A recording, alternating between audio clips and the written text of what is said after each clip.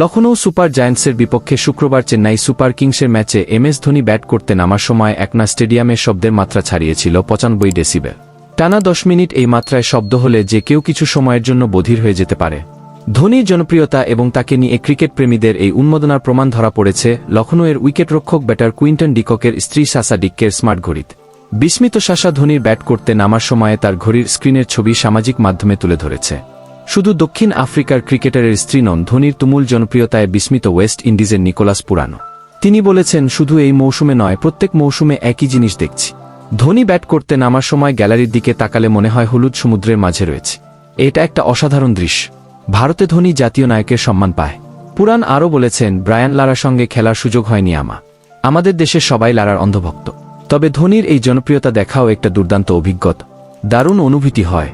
ধোনির মতো ক্রিকেটারের সঙ্গে খেলার সুযোগ পেয়ে আমি গর্বিত। এই মুহূর্ত ভোলা সম্ভব নয়।